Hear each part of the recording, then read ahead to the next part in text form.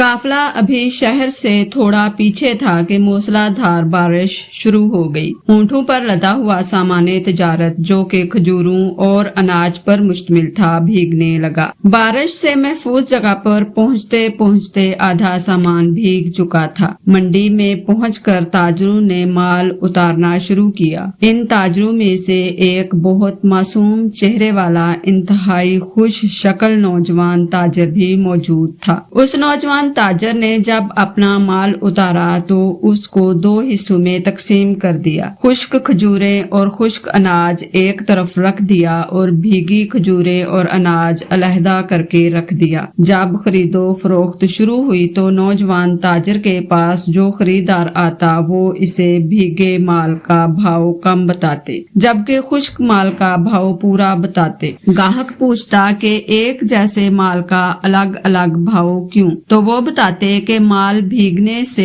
इसका वजन ज्यादा हो गया है, खुश्क होने के बाद वजन कम हो जाएगा और ये बददियानती है। लोगों के लिए ये नई बात थी। थोड़ी ही देर में पूरी मंडी में इनकी दयानतदारी का चर्चा हो गया। लोग जोक दर जोक मासूम सूरत वाले ताजर के गिर्द जमा होने लगे और इनके अखलाक के गर्विदा हो गए। वो मासूम और खुश शक्ल नौजवान हमारे प्यारे नबी करीम सल्लल्लाहु अलैहि वसल्लम थे।